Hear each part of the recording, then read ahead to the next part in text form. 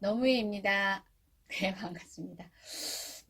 제가 오늘은 지난 시간이었나요? 지난 시간이었나요? 제가, 저희 영상에, 어, 굿풀을 달아주신 분들께 제가 선물을 드리겠다. 굿풀을 한번 달아달라. 네, 그렇게 말씀을 드렸었어요. 왜냐면,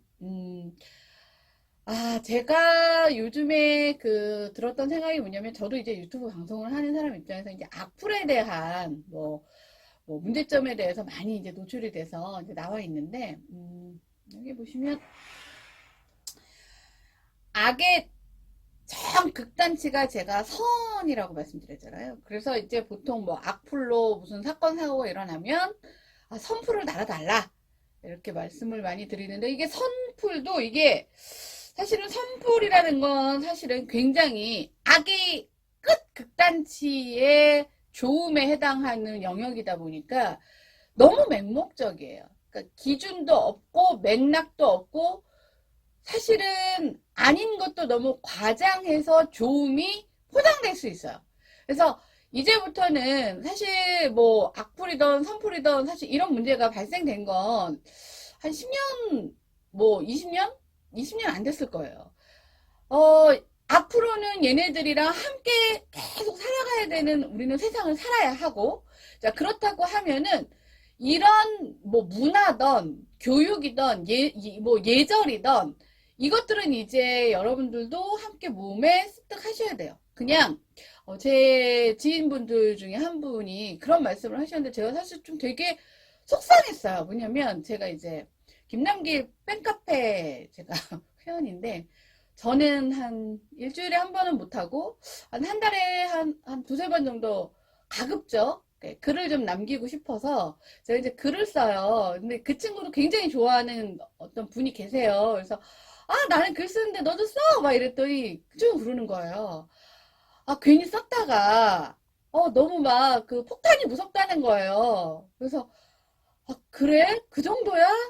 네가 그렇게 좋은데 그 표현도 못해? 그랬더니 그냥 안 하고 조용히 있는 게 제일 좋은 거라는 거예요. 근데 제가 솔직히 그게 너무 속상했어요. 왜냐면 좋잖아.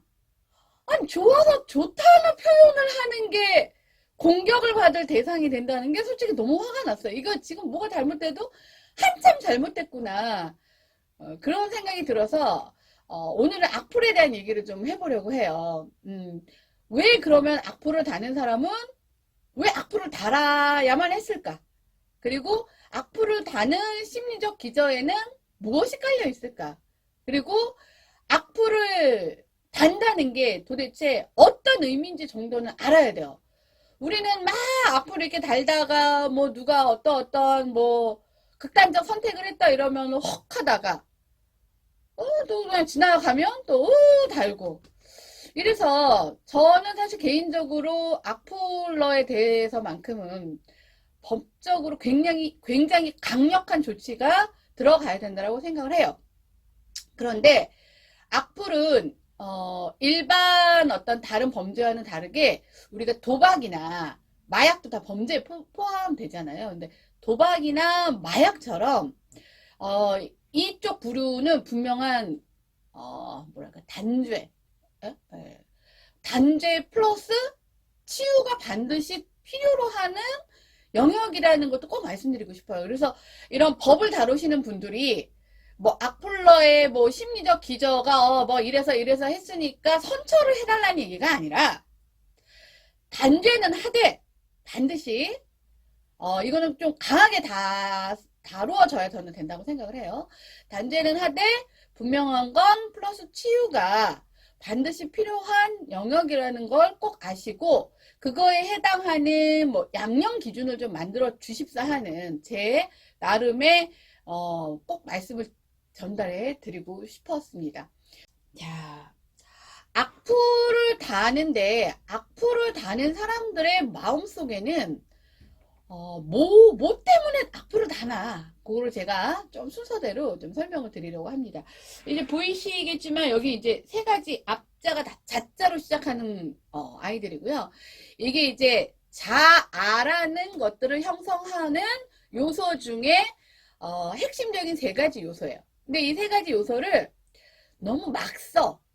뭐 자신감이 있다라고 표현해야 되는 그 부분에 뭐 자존감이 올라갔다라고 뭐 예를 들면 어떤 막 오디션 같은 걸 볼 때 아 뭐 이러이러한 상황 때문에 제가 자존감이 많이 뭐 생겼다 그러는데요. 아 그건 자신감이 생긴 거고 자존감이 생긴 건 아니에요. 자존감은 그런 걸로 형성되거나 생기는 부류의 그런 요소가 아니에요. 그거는 어떤 그런 것들로 인해서 뭐 트레이닝이었던 좋은 뭐 조언이었던 아니면 격려였던 응원이었던 그 상황에 대한 자신감이 생긴 부분이고 자존감이랑 다르다는 걸 제가 처음부터 꼭 말씀드리고 싶어서 한번 준비를 해봤어요. 그 자 안에 꼭 들어가 있는 세 가지 요소가 있어요. 자존감이라는 말이 있고요. 자신감이라는 말이 있고요. 자존심이라는 게 있어요. 참고로 자존심은 선천적 성격 유전자예요. 그러니까 자존심은 엄마 뱃속에서부터 타고날 때 갖고 나오는 요소라고 생각하시면 돼요. 자존심은. 그래서 자존심이 강한 사람, 자존심이 강하지 않은 사람은 모태 성격이에요. 자기가 뱃속부터 갖고 태어나온. 근데 이 위에 있는 이 두 아이들 자존감과 자신감은 뱃속부터 갖고 태어나는 아이들이 아니라요. 얘네는 후천적이라고 생각하시면 돼요. 그러니까 후천적으로 만들어지는 거예요. 근데 후천적으로 만들어지는데 자, 첫 번째 아이는 어떤 측면에서 만들어지냐면 정서적 측면. 두 번째 자신감은 어떤 측면에서 만들어지냐면 능력적 측면, 기능적 측면으로 만들어져요. 그래서 이 자존감이라는 건 언제부터 만들어지냐면 아이가 태어나서 응애하고 우는 순간부터 누구로부터? 제1차 양육자로부터 만들어져요. 제1차 양육자는 엄마일 수도 있고요. 요즘은 아빠일 수도 있고요. 뭐 조부모일 수도 있어요. 뭐 어떤 다른 대상일 수도 있어요. 뭐 이모일 수도 있고 다른 대상일 수도 있어요. 그 양육자로부터 제가 항상 말씀드리지만 우리가 키가 0세에서 거의 마무리되는 게 뭐 17세, 18세에서 거의 마무리되는 거. 이거 아시고. 우리 뇌는 뭐 0에서 뭐 대충 어느 정도 밸런스를 맞출 만큼 기본적인 게 만들어지는 건 보통 다 15세 이상 정도 선에서 다 마무리가 돼요. 정서도 마찬가지예요.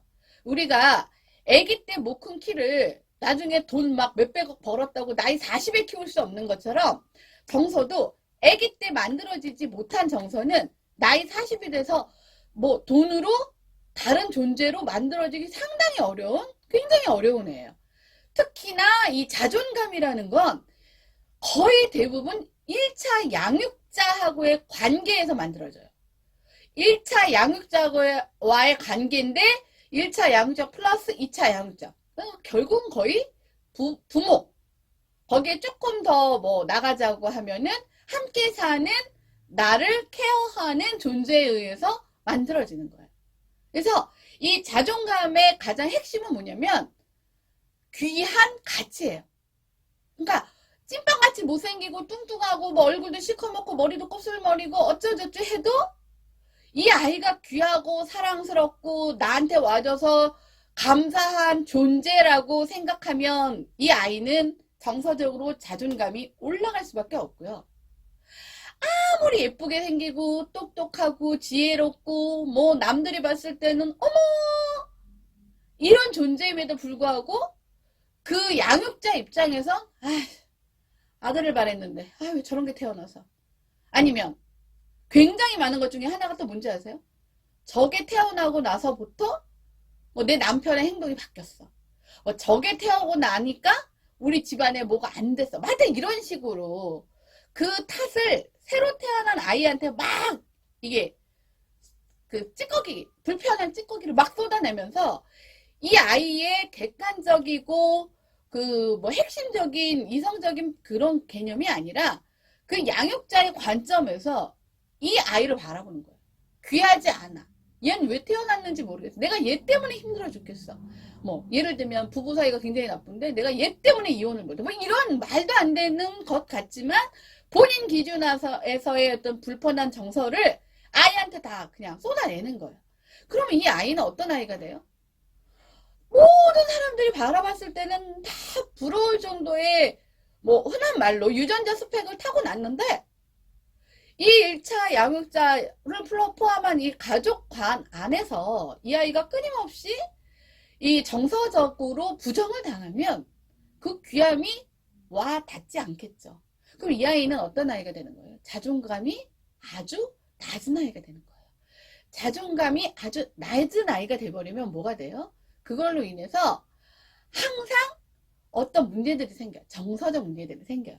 그 정서적 문제의 핵심적인 탈출구가 어디로 쏠렸을 때, 글로 쏠렸을 때 그것을 뭐라고 하냐면 악플이라고 하는 거예요. 말로 쏠리면 어떻게 돼요? 말로. 그럼 막말이라고 하는 거예요. 자, 조금 이해가 가시는지 모르겠어요. 그러면 자신감은 뭐냐? 자신감. 어떤 주어진 역할에서 자기가 습득되지 않았거나 정보적으로 취약하거나 이래서 할 능력이 없다라고 생각했다가 어떤 응원이든 그 다음에 아주 객관적으로 잘 그 학습을 시켜주는 어떤 누군가의 존재를 만나서 나의 어떤 그 능력치가 차곡차곡 쌓이면서 성장을 하면 생기는 게 뭐예요? 자신감이에요. 그래서 자존감이 낮은 사람도 어떤 예를 들면 내가 되게 뭐 이렇게 이해력과 암기력이 탁월하게 태어났어 유전적으로. 그래서 공부를 했어. 그래서 공부 성적이 올라가. 그럼 공부에 대한 자신감은 자존감이 낮아도 형성될 수 있는 거예요. 무슨 말인지 아시겠죠? 그래서 자존감과 자신감은 정비례하는 그런 존재가 아니에요. 각각이에요. 각각. 정서적으로. 뭐 이쪽으로. 그래서 하지만 뭐 가능성이라고 보면 자존감이 높은 아이가 자신감이 높을 확률이 뭐 높기는 하는데 꼭 그렇게 일맥하진 않아요. 그리고 이제 마지막 자존심은 뭐냐? 자존심은 자기 방어예요. 자기 방어. 즉 뭐냐면 우리 자 안에는 잘 보이고 싶고 인정받고 싶고 관심의 대상에서 이렇게 사실 우쭈우쭈 하는 부분도 있지만 내 마음 기저 안에 가지고 있는 불편하거나 노출되고 싶지 않거나 뭐 하는 그런 것들도 있잖아요. 그런 것들을 지켜내고 싶은 내 방어 라인이에요. 그래서 이 자존심은 솔직히 말하면 가지고 있어야 내가 살아가는, 그래서 굉장히 나를 공격해 들어오고 뭐 위험에 빠지고 할 때 나를 지켜주는 방어니까 기재가 돼요. 근데 이게 너무 지나치면 어떤 게 돼요? 너무 지나치면 앞으로 나갈 수가 없어요. 왜?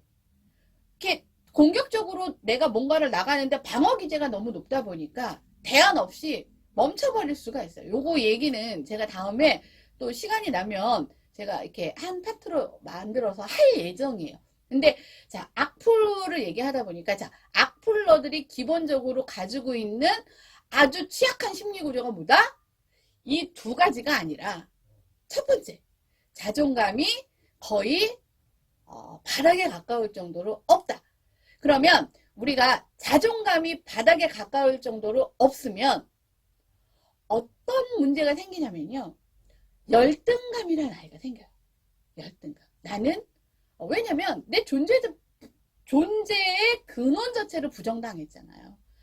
그러니까 남들이 봤을 때 아무리 예쁘고 날씬하고 뭐 똑똑하고 해도 나를 낳아준 부모로부터 어떤 귀함의 가치를 부여받지 못하면 열등감이라는 게 생기고 이 열등감이 지나치면 피해의식이라는 걸로 만들어져 버려요. 그래서 저희 명리학에서 호환마마보다도 무서운 게 뭐다? 열등감이다. 그럼 열등감은 아예 없어야 되느냐? 아니에요. 적당한 열등감이 있어야 우리가 흔히 말하는 겸손할 줄 알고요. 자기를 성장시킬 수 있는 동력을 만들어내요. 동기화가 될 수 있어요. 근데 이 열등하다는 생각조차가 아예 없으면 어떻게 돼요? 그럼 무슨 독재자 같은 세상에 무서울 게 없는 아주 위험한 단계로 갈 수 있어요. 그래서 열등감이 반드시 필요하긴 하지만 그 정도 수위가 제가 말씀드렸죠. 자존감은 바닥이라고. 이 정도로 떨어져 버리면 이거는 회복 불능에 굉장히 위험한 심리적 취약 구조를 가지게 된다. 라는 말씀을 꼭 드리고 싶어요.